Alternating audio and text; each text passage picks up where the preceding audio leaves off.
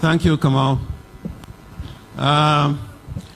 Ago mosin sama abiro, no abiro ge Pamela, Odhiambo Daktari, Pamela nyalo chung manifua, angeno kido tulo maloso, Pamela. To abiro ge Elisha Odhiambo, MP Magem, Fuafua and Ketsa, Odi Ahenya.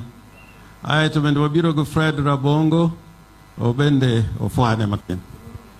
Weche osewach mang'eny ahinya kuom jaduong'. Koro kadwa medo mang'eny nikech nyaka eulogy mare osom kae. Omiyo kaka jaduong' ne en jasiasa. Waike kaka tije nowacho kaka jasiasa.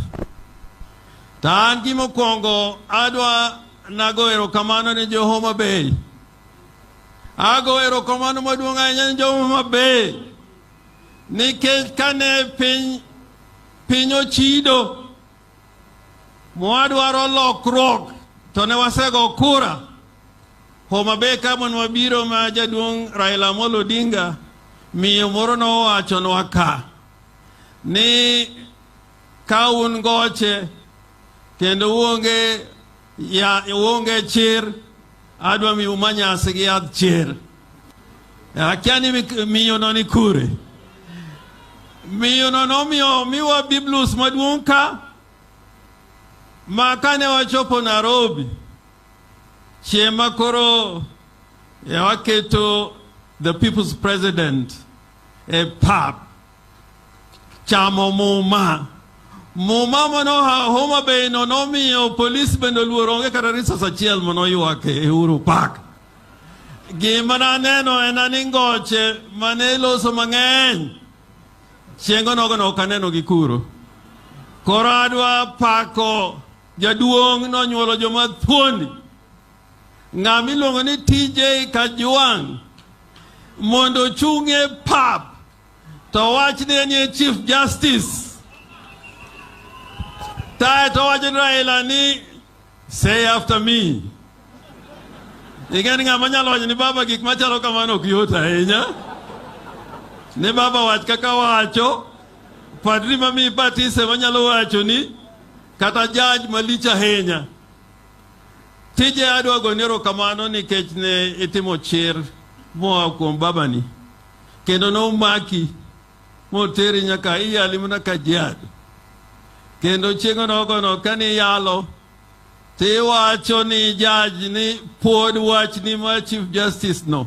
Kagi twei, nikech ne kuongo Raila as the people's president iye twech to mak mana ni bura notamo prosecutor kipenjen to lauma maraga rwako gacho be ochal gi ma Kajwang' ne en ma maraga muma mane Kajwang' otiyogo ne en ma maraga miweche no olokre kanyo makoro ti Kajwang' owuok koliw kendo ler ka pamba.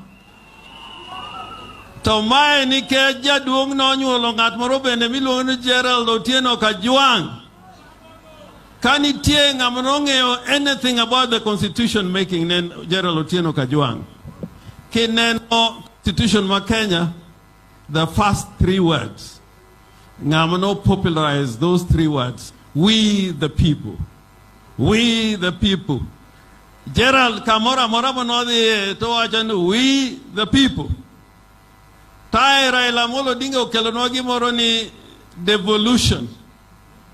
To devolution no, Moses Kajwang' ma senator, jakom kendo iwinjo gima Governor Muridhi owacho. Kendo ng'eni ka in kanye ichopo nyim Moses, oger, he knows his work.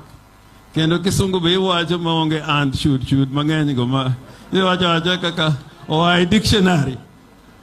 Omiyo wago erokamano ni family ma jaduong' omiwa thuondi. To nitie gimoro ma nyaka wach kae, and I want to say it in the English language. When Matiba was arrested and detained, was he with Ruto or with Raila Amolo Odinga? Was Ruto there? When Rubia was arrested and detained, from Muranga, ametoka Muranga, walikuwa watu wa Muranga wote. Ng'ama mark give these two patriots, Nen Raila Amolo Odinga. Sasa rafiki wa Kikuyu alikuwa ni Ruto ama Raila Amolo Odinga? Raila. Alikuwa Raila ama Ruto? Raila. And when Matiba was in England and thinking about coming back to this country and what role to play, the channel he was using all the time was Raila Amolo Odinga. To jok mawacho ni Raila oknyal yudo kura Mount Kenya, koro governors mu biro kae mu neno ka jogi dwa biro kae mu ubro war godno agwamo muke, godno agwamo idhe, to Ruto omilira mila sani to sami bro kwano kura kore ko ng'eyo na hakujua yeye. Finally, I'm asking my brother, the leader of minority in the National Assembly, together, me and you. I have seen today a committee of the National Assembly has brought Matiang'i to give evidence on this Turkish man. And I want the media to note that since this man was deported, there has been no statement of protest from the Turkish embassy. No note of protest or from the Turkish government, because they know his habits. But it has been established that the working documents, the working permit rather, this Turkish man had was a forged permit. Number two, it has been established that this is a process of money laundering. How can you have business in Uganda instead of leaving Turkey and going to Uganda directly? You pass through Nairobi. They were trying to create a network for money laundering. And, you know, I saw Ramaphosa giving evidence before a commission in South Africa, Kaluma. We must summon Ruto before the parliamentary committee to speak on these matters and give us an answer if he's being truthful. Angene mano kwa makregi badi nyang. Yeah. Let him come before that parliamentary committee, both in the Senate and the National Assembly. But I think it has started in the National Assembly. Mondowane thone no kamotere. Watch Mogig. Raila Amolo Odinga does not sit in cabinet. Does not sit in cabinet. Raila does not sit in the National Security Committee. It is Ruto who sits in those institutions. Kangato dwaro kelo lokrok ni jopiny. Kata higa chiel, 1 year. 1 year is a long time in the life of a government.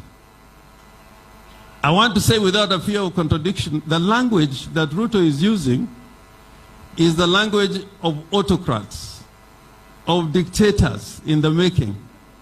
If you had how Mobutu used to campaign, cheating common people with stolen money, it was the same like radicalizing young people was no other than Adolf Hitler. So we got to be very careful.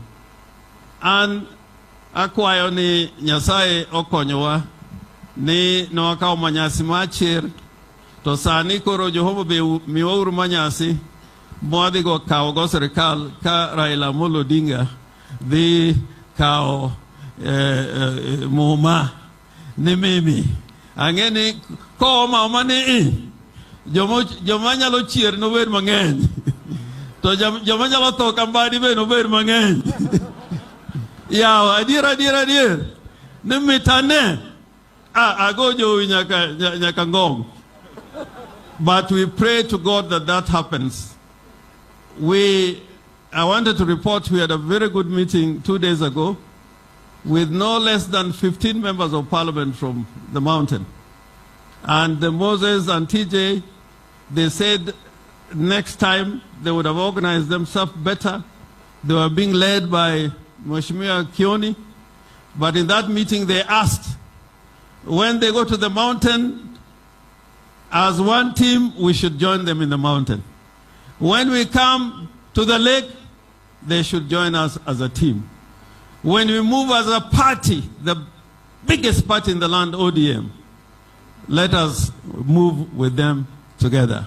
And what God has wished for his people in Kenya, I know it will come to pass. Gimago, ye na urumonu kura lung Jacodondo. Jacodondo. Jacodondo. Jacodondo. Jacodondo. Jacodondo.